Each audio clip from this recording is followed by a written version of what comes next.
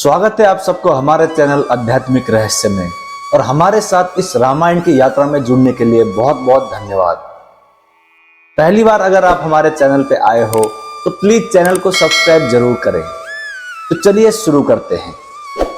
दूसरा सर्ग, रामायण काव्य का उपक्रम। तमसा के तट पर क्रोध वध से संतप्त हुए महर्षि वाल्मीकि के शोक का श्लोक रूप में प्रकट होना तथा ब्रह्मा जी का उन्हें रामचरितमय काव्य के निर्माण का आदेश देना। देवर्षि नारद जी के उपयुक्त वचन सुनकर वाणी विशारद धर्मात्मा ऋषि वाल्मीकि जी ने अपने शिष्यों सहित उन महामुनि का पूजन किया।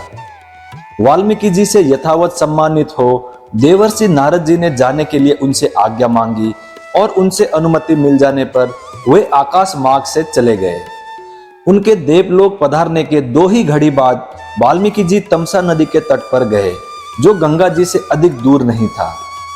तमसा के तट पर पहुंचकर वहां के घाट को कीचड़ से रहित देख मुनि ने अपने पास खड़े हुए शिष्य से कहा, भरद्वाज देखो, यहाँ का घाट बड़ा सुंदर है। इसमें कीचड़ का नाम नहीं है। यहाँ का जल वैसा ही स्वच्छ है जैसा सत्य पुरुष का मन होता है। तात यही कलश रख दो और मुझे मेरा वलकल दो। मैं तमसा के इसी उत्तम तीर्थ में स्नान करूंगा। महात्मा वाल्मीकि के ऐसा कहने पर नियमपरायण शिष्य भरद्वाज ने अपने गुरु मुनिवर वाल्मीकि को वलकल वस्त्र दिया। शिष्य के हाथ से वलकल लेकर वो जितेंद्रिय मुनि वहां के विशाल वन की शोभा देखते हुए सब और विचरने लगे। उनके पास ही क्रोच पक्षियों का एक जोड़ा, जो कभी एक दूसरे से अलग नहीं होता था, विचर रहा था। वे दोनों पक्षी बड़े मधुर बोली बोलते थे। भगवान वाल्मीकि ने पक्षियों के उस जोड़े को वहां देखा। उसी समय पाप पूर्ण विचार रखने वाले एक निषाद ने, जो समस्त जंतुओं का अकारण वैरी था, वहां आकर पक्षियों के उस जोड़े में से एक नर पक्षी को मुनि के देखते देखते वाण से मार डाला। वो पक्षी खून से लथपथ होकर पृथ्वी पर गिर पड़ा और पंख फड़फड़ाता हुआ तड़पने लगा। अपने पति की हत्या हुई देख उसकी भार्या क्रोची करुणाजनक स्वर में चित्कार कर उठी।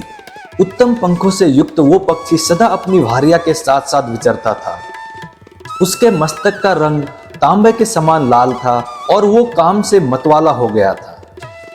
ऐसे पति से वियुक्त होकर क्रोची बड़े दुख से रो रही थी। निषाद ने जिसे मार गिराया था, उस नर पक्षी की वो दुर्दशा देख उन धर्मात्मा ऋषि को बड़ी दया आई। स्वभावतः करुणा का अनुभव करने वाला ब्रह्म ऋषि ने यह अधर्म हुआ है ऐसा निश्चय करके रोती हुई क्रोची की ओर देखते हुए निषाद से इस प्रकार कहा, निषाद तुझे नित्य निरंतर कभी भी शांति न मिले, क्योंकि तूने इस क्रोच के जोड़े में से एक की, जो काम से मोहित हो रहा था, बिना किसी अपराध के ही हत्या कर डाली।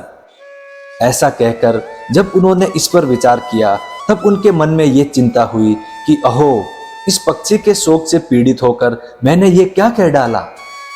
यही सोचते हुए महाज्ञानी और परम बुद्धिमान मुनिवर वाल्मीकि एक निश्चय पर पहुंच गए और अपने शिष्य से इस प्रकार बोले, तात शोक से पीड़ित हुए मेरे मुख से जो वाक्य निकल पड़ा है, ये 4 चरणों में आबद्ध है। इसके प्रत्येक चरण में बराबर बराबर यानी 8-8 अक्षर हैं तथा इसे वाणी के लय पर गाया भी जा सकता है। अतः मेरा ये वचन श्लोक रूप होना चाहिए, अन्यथा नहीं। मुनि की ये उत्तम बात सुनकर उनके शिष्य भरद्वाज को बड़ी प्रसन्नता हुई और उसने उनका समर्थन करते हुए कहा, हाँ, आपका ये वाक्य श्लोक रूप ही होना चाहिए। शिष्य के इस कथन से मुनि को विशेष संतोष हुआ। तत्पश्चात उन्होंने उत्तम तीर्थ में विधि पूर्वक स्नान किया और उसी विषय का विचार करते हुए वे आश्रम की ओर लौट पड़े। फिर उनका विनीत एवं शास्त्रज्ञ शिष्य भरद्वाज भी वो जल से भरा हुआ कलश लेकर गुरुजी के पीछे पीछे चला। शिष्य के साथ आश्रम में पहुंचकर धर्मज्ञ ऋषि वाल्मीकि जी आसन पर बैठे और दूसरी दूसरी बातें करने लगे, परंतु उनका ध्यान उस श्लोक की ओर ही लगा था। इतने में ही अखिल विश्व की सृष्टि करने वाले सर्वसमर्थ महतेजस्वी चतुर्मुख ब्रह्मा जी मुनिवर वाल्मीकि से मिलने के लिए स्वयं उनके आश्रम पर आए। उन्हें देखते ही महर्षि वाल्मीकि सहसा उठकर खड़े हो गए। वे मन और इंद्रियों को वश में रखकर अत्यंत विस्मित हो हाथ जोड़े चुपचाप कुछ काल तक खड़े ही रह गए, कुछ बोल न सके। तत्पश्चात उन्होंने पाद्य, अर्घ्य, आसन और स्तुति आदि के द्वारा भगवान ब्रह्म जी का पूजन किया और उनके चरणों में विधिवत प्रणाम करके उनसे कुशल समाचार पूछा।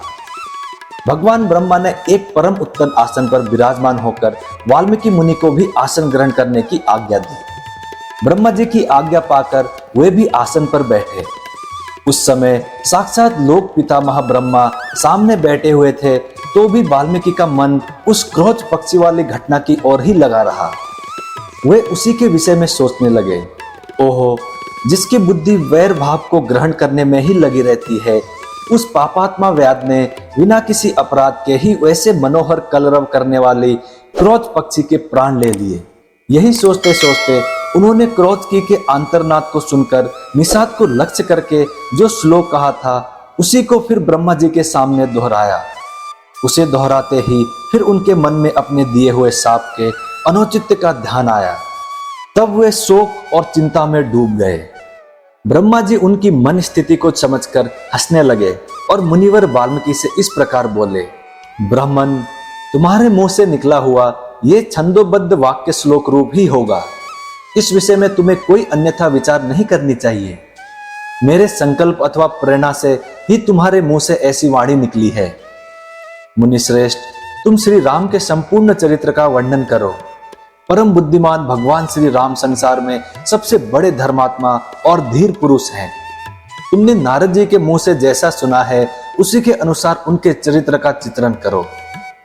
बुद्धिमान श्री राम का जो गुप्त या प्रकट वृत्तांत है, तथा लक्ष्मण, सीता और राक्षसों के जो संपूर्ण गुप्त या प्रकट चरित्र है, वे सब अज्ञात होने पर ही तुम्हें ज्ञात हो जाएंगे।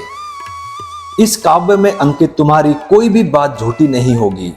इसीलिए तुम श्री रामचंद्र जी की परम पवित्र एवं मनोरम कथा को श्लोकबद्ध करके लिखो। इस पृथ्वी पर जब तक नदियों और पर्वतों की सत्ता रहेगी, तब तक संसार में रामायण कथा का प्रचार होता रहेगा। जब तक तुम्हारी बनाई हुई श्री राम कथा का लोक में प्रचार रहेगा, तब तक तुम इच्छा अनुसार ऊपर नीचे तथा मेरे लोकों में निवास करोगे।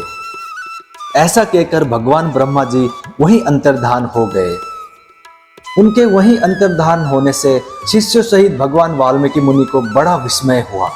तदंतर उनके सभी शिष्य अत्यंत प्रसन्न होकर बार बार इस श्लोक का गान करने लगे तथा परम विस्मित हो परस्पर इस प्रकार कहने लगे, हमारे गुरुदेव महर्षि ने क्रोध पक्षी के दुख से दुखी होकर जिस समान अक्षरों वाले 4 चरणों से युक्त वाक्य का गान किया था, वो था तो उनके हृदय का शोक, किंतु उनकी वाणी द्वारा उच्चारित होकर श्लोक रूप हो गया।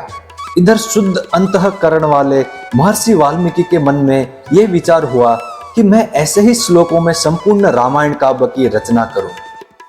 यह सोचकर उदार दृष्टि वाले उन यशस्वी महर्षि ने भगवान श्री रामचंद्र के चरित्र को लेकर हजारों श्लोकों से युक्त महाकाव्य की रचना की, जो उनके यश को बढ़ाने वाला है। इसमें श्री राम के उदार चरित्रों का प्रतिपादन करने वाले मनोहर पदों का प्रयोग किया गया है।